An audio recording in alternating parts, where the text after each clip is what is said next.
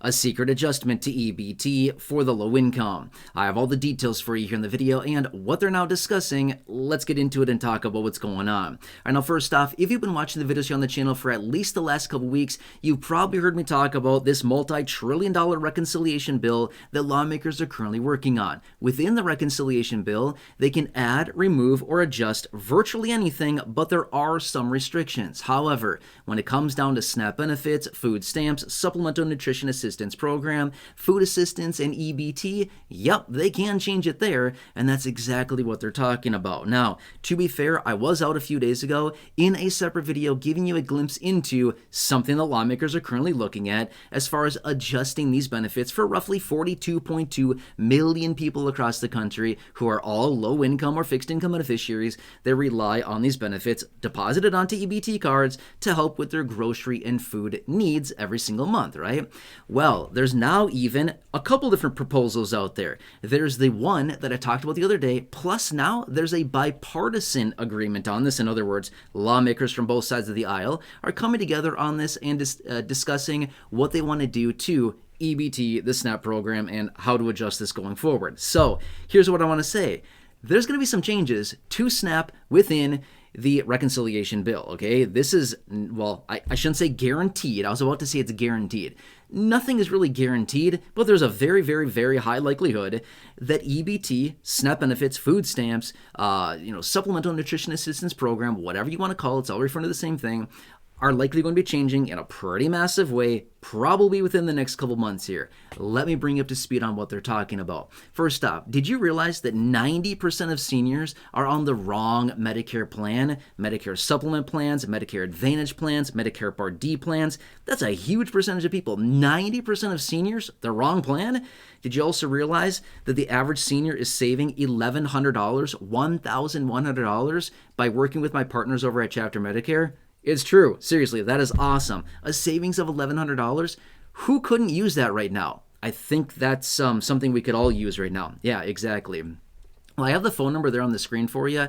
That will connect you with the dedicated Medicare team over there at Chapter Medicare. Again, the partners here on the channel, again, doing amazing things for those of you here in this community, finding you better plans, better coverages, better prices, again, allowing you to see the doctors and providers you want to see in your local area. They're combing through the thousands and thousands of plans across the entire country, finding the best fit for you and your personal situation with your personal preferences and whatever needs you have. They're looking for it, and they're presenting those options. And here's the cool part. It's 100% for free for them to do all this grunt work for you.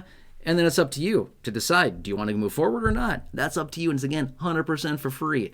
That's my favorite price. I love it. So anyway, got the phone number there on the screen for you. Give them a call. They're waiting for you on standby. They'll connect with somebody there. They'll do all the work for you. They'll find you the best options. And again, totally 100% up to you if you want to do that. And again, I'm sure they'll find you something pretty sweet in your local area. They found many of you here in this community a bunch of awesome options already. I've seen the comments. I've heard the success stories. Really, really cool. Otherwise, down below in the description of the top of the comment section, I have the link to their phone number and, again, the link to their website there as well. Otherwise, just right there on your screen, you can give them a call, and you'll be happy you did. Anyway, huge thank you to Chapter Medicare. Again, these guys taking care of all of you here in the community. So awesome. You certainly don't want to be one of the statistics of the 90% of seniors on the wrong plan. It's a lot of people, right?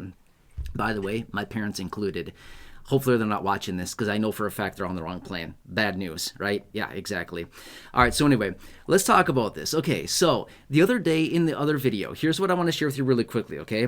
Now, there's a piece of legislation out there that was recently introduced. Now, this is not the first time legislation like this has been introduced. It is called the Healthy SNAP Act, okay? You probably heard me talk about this a few days ago, but let me kind of reiterate what this is all about, and then I'll talk about the bipartisan piece of legislation as well, as far as the agreement there, as far as what they want to do on a bipartisan basis. Okay, by the way, I said this a second ago. I'm going to say it again really fast here, which is the Healthy SNAP Act. This legislation I talked about a couple days ago in a separate video. This has been introduced in a variety of other pieces of legislation over the years, but it's never gone anywhere.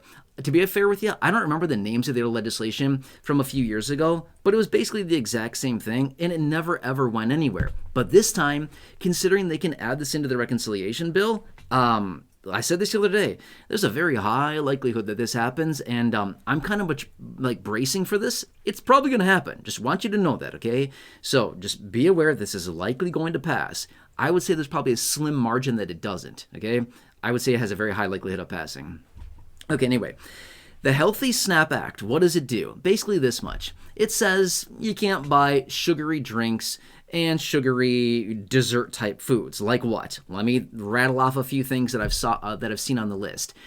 Soda pop, again, whatever you want to call it. We all call it different things around the country, I've noticed. But, the stuff in a can that's fizzy and tastes really good. Yeah, they were saying no more drinking that stuff. We can't buy that with SNAP benefits, okay? They're also suggesting prepared desserts like ice cream and cookies and cakes and pies and all the good stuff. I mean, let's just be real for a second, right? All the good stuff, they basically want to say, sorry, you can't eat that good stuff anymore. I mean, it tastes good, but let's be real. It's probably not the most healthy stuff in the world, which is probably why it tastes so dang good, right? Because it is like, it's just so good. But anyway, these are the types of items that they are restricting or proposing to be restricted through the Healthy SNAP Act, which, by the way, that is the name of the legislation. If you want to look it up, that's why I tell you the names of them. By all means, do some research on it. I talked about it a couple days ago in a separate video. You can go back and check that one out if you want to. I think the title is something like Get Ready, Snap, something. I don't know. It's something like that. I don't know. It's a few days ago. Watch that video if you want. I talked about it all there. However, here's the other approach, and this is the bipartisan approach as far as lawmakers from both sides of the aisle. They're agreeing to conduct studies on SNAP benefits to see where's the money going, how much money is being allocated to what they're calling as sugary drinks and dessert foods. Again, that's like an ambiguous title. I mean, here's the thing.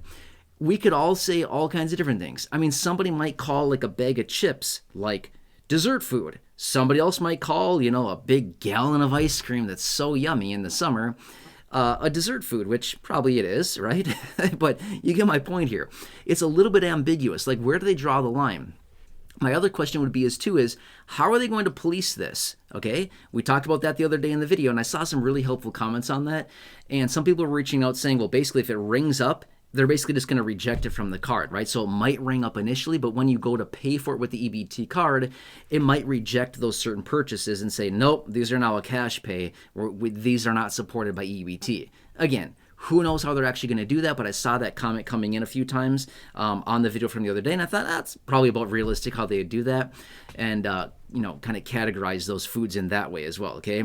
So anyway, this is what they're talking about. Now, let me give you some real numbers behind this. In fiscal year 2023, so to be fair with you, here we are in calendar year 2025, but we're talking about fiscal year 2023. So realistically, this was a couple years ago. These statistics that I was just looking up, and these are what I was finding.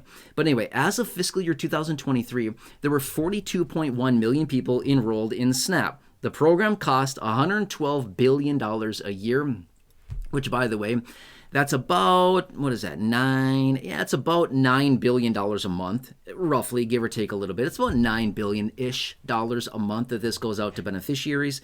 And they found that about 20% of all money spent on SNAP, through the SNAP program, I should say, was spent on these so-called sugary dessert drinks and foods, okay? 20% of $112 billion is about $22 billion. Yeah, it's about $22 billion. So that's kind of what they're eyeing here, saying, hey, that's $22 billion that was spent on these items that they want to restrict with the EBT card. So, I mean, it's 20%. It's 20% of all the money that was being spent. So there you go. That's just kind of what they're looking at. Now, nothing has happened yet. Just want to reiterate that. Nope, has not happened yet. But this is being considered to be added into the reconciliation bill, which we know for a fact is coming. I've said this for months now. I was saying it late last year. I've been saying it for 5-6 months now. Get ready. The reconciliation bill's coming. We know for a fact it's coming. We know. It's not like a question of, well, are they really going to do it? No, it is fact. It is coming. We know that this is going to happen. The House has a $4.5 trillion framework on this. The Senate has a $4.5 trillion framework on this. It's huge. It's a lot of stuff. I mean, $4.5 trillion is what they're encompassing here, okay? And this could potentially be one of the changes that they're adding into this, okay? Let's just continue to watch it. As of right now, as I've said so many times as of recently in videos, we're in a very fluid situation right now. Things are changing rapidly. A lot of new ideas, concepts, bills, proposals, packages are being introduced all the time and being added, floated, conceptualized, whatever, across the board. Okay, so let's just keep this on our radar. I mean, you don't have to watch it. I will continue to keep this on the radar and watch this very closely to see if they really do add this in, or if they don't, or if they try to come back to it later in the year.